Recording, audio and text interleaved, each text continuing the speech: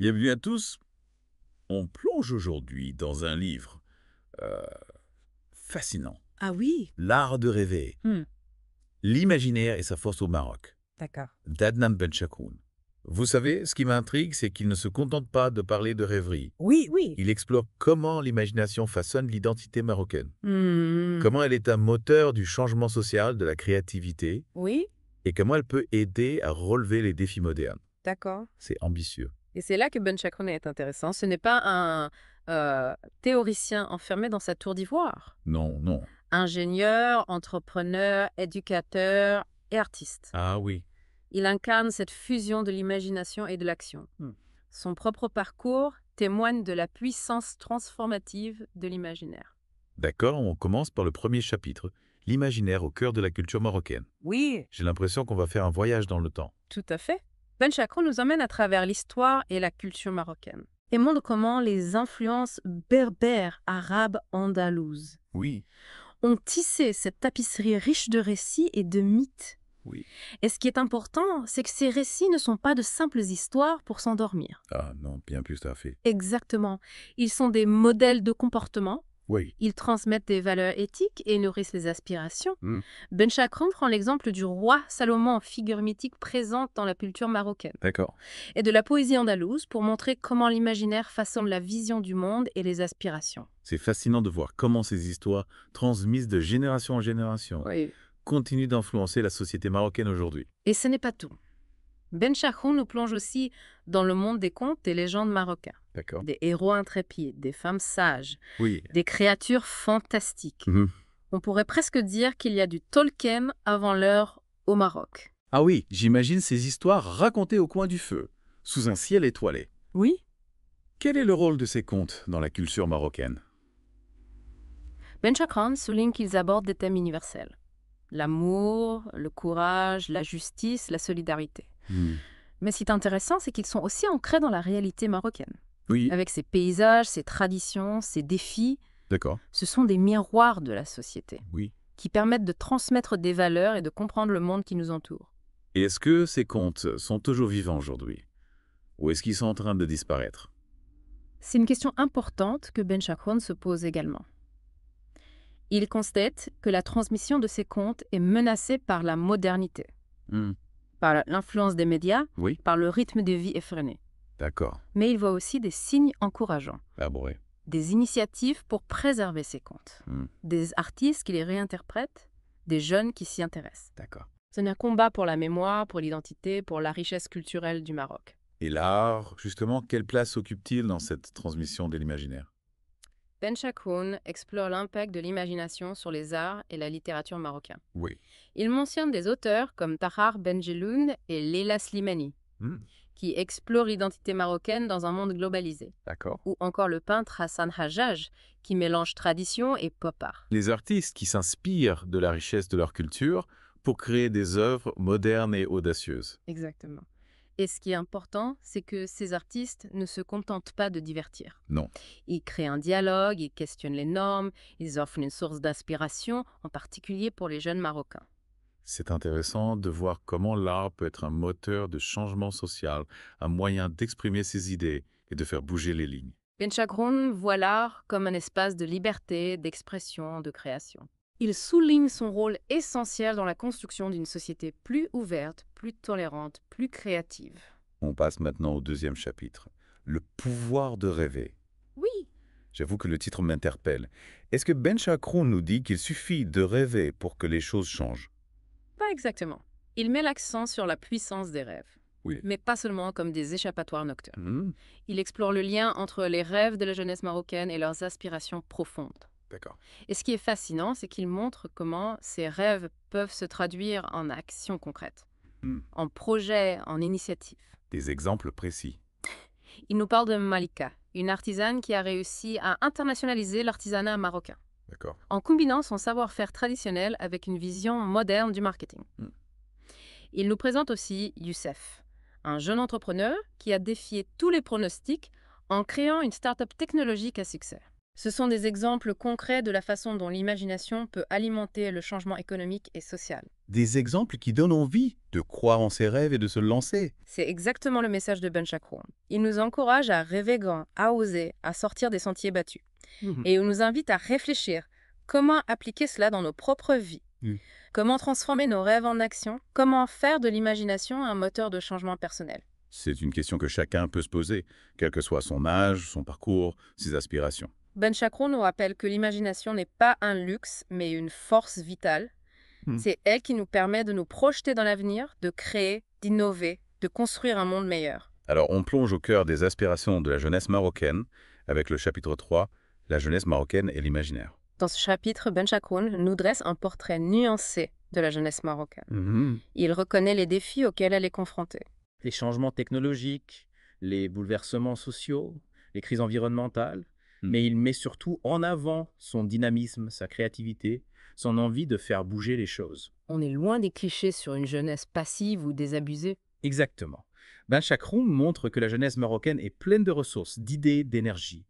Et il souligne comment l'imagination peut les aider à naviguer à travers ces défis, à trouver des solutions innovantes, à créer un avenir à leur image. Concrètement, comment cette imagination se manifeste-t-elle? Il nous présente des exemples inspirants. Oui. Il nous parle de Yasmine, une artiste qui utilise la peinture pour raconter des histoires marocaines. D'accord. De Fatima, une poétesse qui explore les émotions et les réflexions profondes à travers ses mots. Et du côté des entrepreneurs, on retrouve Kidenki. Ben Chakroun nous présente Ahmed, un entrepreneur qui met en relation des artisans marocains avec des clients du monde entier grâce à une plateforme en ligne.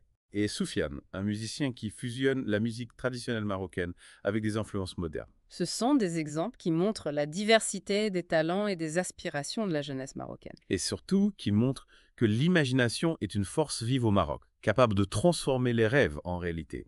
Et c'est là que le chapitre 4, les défis de l'imaginaire, nous amène à une réflexion plus critique. D'accord. Ben Chakroun n'est pas naïf, il sait qu'il existe des obstacles à la créativité au Maroc. Des obstacles, lesquels par exemple?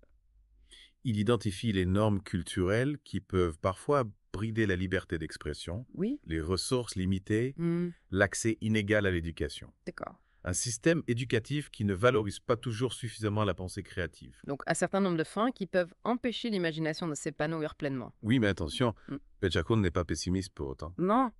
Il est convaincu que la jeunesse marocaine peut transformer ses défis en opportunités. Comment ça?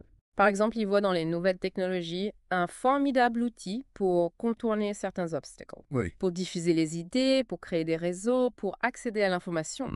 Il encourage les jeunes à s'approprier ces outils, à les utiliser à leur avantage. Donc ce n'est pas une fatalité, il y a des solutions. Absolument. Et Ben Chakroun insiste sur un point crucial. La nécessité de lutter contre la banalisation de l'imagination. D'accord. Il voit dans cette banalisation un danger pour l'avenir du Maroc. Je comprends si on ne valorise pas l'imagination, si on la considère comme quelque chose de futile, on risque de brider le potentiel du pays. Exactement. Ben Chakroun nous met au défi, vous et moi, de nous engager activement dans la préservation et la célébration de l'imagination marocaine. Il nous invite à soutenir les artistes, à encourager la créativité chez les jeunes, à défendre la liberté d'expression. Un appel à l'action. Oui, et c'est dans cette perspective qu'il aborde le chapitre 5, Cultiver l'imaginaire. Comment faire pour nourrir l'imagination, pour lui donner les moyens de s'épanouir? Je suis curieux d'entendre ces propositions. Ben Chakroun souligne le rôle essentiel de l'art Oui. dans l'expression de l'imaginaire collectif. Il montre comment les artistes marocains capturent l'essence de leur culture en fusionnant la tradition avec des éléments modernes. D'accord. Et il insiste sur le fait que l'art n'est pas qu'une question d'esthétique. Ah non, c'est bien plus que ça. Bien sûr. L'art a le pouvoir d'aborder des problèmes sociaux, Hmm. de stimuler la réflexion, de faire évoluer les mentalités. Oui. Ben Chakroun donne des exemples d'artistes qui utilisent leur art pour défendre les droits des femmes, D'accord. pour dénoncer la corruption, pour sensibiliser à la protection de l'environnement. C'est vraiment une vision de l'art engagé porteuse de sens. Exactement. Et pour Ben Chakroun, l'éducation joue un rôle fondamental dans ce processus. Hmm. Il plaide pour une éducation qui encourage l'imagination dès le plus jeune âge, qui intègre la créativité dans toutes les disciplines, y compris les sciences et les technologies. C'est intéressant. On a souvent tendance à opposer la créativité aux sciences, Oui, comme si c'était deux mondes incompatibles. Ben Chakroun brise ce cliché. Oui. Pour lui, la créativité est essentielle dans tous les domaines. C'est elle qui permet d'innover, de trouver des solutions aux problèmes, de repousser les limites. D'accord. Il appelle à une réforme du système éducatif marocain Oui. pour qu'il soit plus ouvert, plus stimulant, plus à l'écoute des besoins des jeunes. Et il propose des pistes concrètes. Oui, il met en avant des initiatives locales qui fonctionnent, comme des festivals culturels, des espaces de coworking, des programmes éducatifs innovants. Oui. Ce sont des exemples qui montrent que le changement est possible, qu'il y a des gens qui se mobilisent, qui expérimentent, qui créent. C'est encourageant. Je pense que Ben Chakroun est un optimiste qu'il croit en la capacité du Maroc à se transformer. Oui, et c'est cet optimisme qui se dégage du dernier chapitre, un avenir riche en imaginaire. Ben Chakroun nous projette dans l'avenir. Il imagine un Maroc où la jeunesse joue un rôle moteur, où l'imagination est au cœur du développement. Une vision ambitieuse. Il met en avant l'importance de rêver grand, de ne pas se limiter de croire en ses rêves. D'accord. Mais il ne s'agit pas de rêver passivement. Non. Il appelle à l'action, à la concrétisation de ses rêves. Et comment passer du rêve à la réalité? Ben Chakroun insiste sur la solidarité, la collaboration, le travail d'équipe. Il encourage les jeunes à s'engager dans leur communauté, à créer des projets, à s'entraider. Oui. Il voit dans cette dynamique collective un formidable levier de changement. C'est l'idée que l'union fait la force. Exactement. Ben Chakroun est convaincu que le Maroc a besoin de toutes ses forces vives pour se développer, pour progresser, pour construire un avenir meilleur. Et il place sa confiance dans la jeunesse, dans son énergie, dans sa créativité, dans sa capacité à innover. C'est un message positif qui donne envie de s'engager, de participer à cette aventure collective. Et c'est là que Ben Chakroun nous interpelle directement. Ah oui. Il nous demande, et vous, quel rôle allez-vous jouer dans cette construction de l'avenir? Comment allez-vous utiliser votre imagination pour faire la différence? C'est une question qui nous renvoie à notre propre responsabilité, à notre engagement personnel. Oui. On ne peut pas rester passif après avoir lu ce livre. Ben Chakroun nous invite à devenir des acteurs du changement, à ne pas attendre que les choses se fassent d'elles-mêmes. Il nous encourage à oser, à expérimenter, à prendre des risques. Et surtout, à ne jamais cesser de rêver. C'est vrai, après cette plongée dans Art de rêver, on ne peut pas rester indifférent. Ben Chakroun nous donne envie de croire en un avenir meilleur, mais il nous rappelle aussi que cet avenir ne se construira pas tout seul. Tout à fait. Ben Chakroun nous invite à être des acteurs du changement, à prendre notre destin en main. Oui. Et pour cela, il nous encourage à cultiver certaines qualités essentielles. Lesquelles, par exemple? Il parle beaucoup de la persévérance, de la résilience, de la capacité à rebondir après un échec. Oui. Il nous rappelle que le chemin vers la réussite est rarement un long fleuve tranquille. D'accord. Il y aura des obstacles, des moments de doute, des déceptions. Oui. Mais l'important, c'est de ne jamais abandonner, de toujours se relever, de continuer à avancer vers son objectif. C'est un message important, surtout pour les jeunes générations qui peuvent parfois se décourager face aux difficultés. Oui, Ben Chakroun leur dit, n'ayez pas peur de l'échec. Voyez-le comme une opportunité d'apprendre, de grandir, de vous renforcer. Oui. Il met en avant des exemples de personnalités marocaines qui ont réussi dans différents domaines. D'accord. Et qui ont toutes en commun cette capacité à persévérer, à ne jamais baisser les bras. C'est inspirant. On a besoin de ce genre de modèle, de ces exemples de réussite qui nous montrent que tout est possible si on y croit et si on s'en donne les moyens. Et au-delà de la persévérance, Ben Chakroun insiste aussi sur l'importance de l'ouverture d'esprit, Oui. de la curiosité, de l'envie d'apprendre. Il encourage les jeunes à s'intéresser à tout, Oui. à découvrir de nouvelles choses, à explorer différents domaines. D'accord. Il leur dit, ne vous limitez pas, sortez de votre zone de confort, soyez curieux du monde qui vous entoure. C'est un message qui fait écho à l'importance de l'imagination, de la créativité. Si on veut innover, si on veut faire bouger les choses, il faut être ouvert à de nouvelles idées, à de nouvelles perspectives. Exactement. Ben Chakroun nous invite à cultiver un esprit critique, Oui. à questionner les idées reçues, à ne pas avoir peur de sortir des sentiers battus. Il nous encourage à être des citoyens engagés, à participer au débat public, à défendre nos convictions. Et finalement, l'art de rêver, c'est un appel à l'optimisme, à la confiance en l'avenir. Oui. Malgré les défis, malgré les obstacles. Ben Chakroun nous invite à croire en un avenir meilleur. Oui. À croire en la capacité du Maroc à se transformer, à progresser, à se développer. D'accord. Il nous dit, rêvons grand, agissons ensemble. et construisons le Maroc que nous voulons.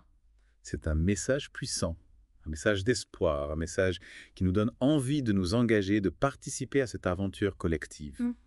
Merci de nous avoir guidés dans cette exploration passionnante de l'art de rêver. Merci à vous de m'avoir accompagné dans cette discussion et à bientôt pour une nouvelle plongée dans un livre inspirant.